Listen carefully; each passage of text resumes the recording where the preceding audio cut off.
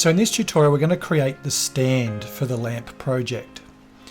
To keep things simple on the screen, I'm just going to hide these two components here. So we can just do that by hitting the little eyeball icon. It just gives us a clean start. So we'll have a new sketch, and we want to do this one on the front plane this time. So L for line, so again up here, but otherwise keyboard shortcut. And I'm going to start from the origin, and I'm going to go back, and this is going to be at an angle. So before I click again, I'm just going to type 300 tab, and the angle that we want to have this at about a 25-degree angle, but you can see where it's measuring from. We basically have to add 25 to 90, so we get 115 degrees. So there's our angle. Now it's gone off the top of the screen. Sometimes F6 is useful. It helps us to get everything back on the screen. The other thing too is the way I'm going to draw this dimension is in the way. I don't really need it after this, but I'll just leave it there for now. L for line, up the top here. Now I basically want this has got to be 28 millimeters long, but I want to keep an eye on it to make sure I've got this little right angle symbol up here. So just type 28, enter, and you can see I've got a right angle constraint in there, which that's it there, a perpendicular constraint. All right, L for line again. Now there's a few ways you can do this, but this is just one way I'm going to do it. I'm going from the origin and I'm going out horizontally. Now the length of this line does not actually matter because I'm going to trim it. Press escape, L for line, then I'm going to come down, and again I want to get this perpendicular sign in here, and I'm going to come down until it intersects this line down here. We've got that. Press escape, and then I'm just going to trim off the excess geometry there. So that's trim, come down, remove, remove. Now I do get a warning down here, but I'm not too concerned about that at this stage. That's only if I'm modeling this parametrically. Alright, so I've got that dimension there, so I'm going to finish that sketch. And again, we just need to extrude it to give it its third dimension. In fact, I'm just going to pan down so it's all on the screen. Press escape. And we're going to extrude it to a thickness of 25. So you're going to see those numbers 25 and 28 come up a lot. There we go. So we now have another body. Now just to keep things consistent, I'm going to select that body, right click on it. I'm going to turn it into a component, and then I'm just going to give it a name.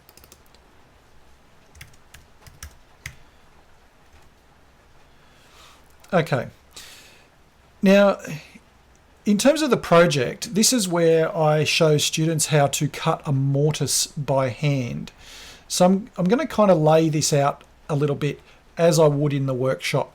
There will be more efficient ways to do it in Fusion 360, but this just helps the student to understand roughly how it's going to be laid out in the workshop. So we're going to do a new sketch, and we're going to sketch off this face here. L for line, but I'm going to need some construction lines. I'll come in a bit closer so we've got a better view. Basically we need to come 30 millimeters down from the top. So I'll just go straight across. D for dimension, and I'm just going to make sure that that is 30 millimeters down from the top. L for line, I'm going again, another line. So these are basically the top and bottom marks of my mortise, and I would have the students measuring and marking this out using a tri-square and sharp pencil. Now this one here needs to be 28 millimeters from this line here. So again, D for dimension, select this line, come across. We've just got to change that to 28. All right. Now the width of the mortise is going to be 9 millimeters. And the reason why is because that is the standard width of a chisel. In reality, most students will probably widen it out to about 10 millimeters, but generally when you design mortises, you design them to the width of the chisel that you are using. And if you're using a mortise machine, you design it to the width of that mortise as well. Okay, so in this case it's going to be 9 millimeters. So again, L for line, and we're going, this is not a construction line this time. We just go, I'll come in close so we can get a good look at this.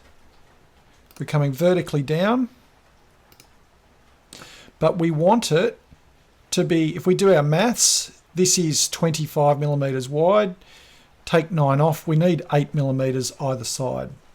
So if they're using a marking gauge, you can set it to 8, or if you're using a mortise gauge, which some students can find a little bit difficult to use accurately, then obviously they just need to set it so that you've got the first spur is at 8 and then the second spur is at 17. So second line we have to do, come down, and let's just do D for dimension.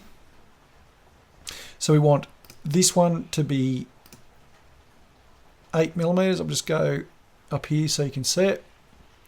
We want that one to be 8. And we also want that one to be 8 from that edge as well. Now I know, again, this is not the most efficient way of doing it, but it does replicate what's happening in the workshop. So again, D for dimension, select, go up, make that 8.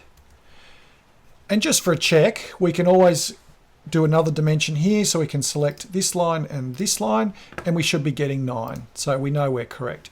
Now we don't need that. In fact, we don't need any of these dimensions now. L for line, we're just going to finish off this rectangle. And now we can finish our sketch. So we just need to basically cut the mortise, and this is going to be the easiest mortise you've ever cut. So we'll use our extrude tool, hover over that surface, and we're going minus 28. There we go. So that's now complete. So we might as well assemble it. So we will unhide our base pieces. Go into assembly. We need a joint again. We use our orbit tool because I want to have a look at the bottom of this here. I'll come in nice and close. Press escape. We're going to hover over this, make sure we get that. The blue line will make things a little bit easier. Orbit again, so we get a good look at where we're going to land it. I'm just going to pan so that's a little bit more in the middle of the screen. Press escape, hover over there, come in not nice and close just so you can see. There we go, we fix it. Now just for visuals, I'm going to just rotate this 45 degrees.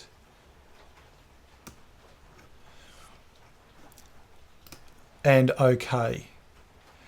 So again, I'm just going to get a good view on this.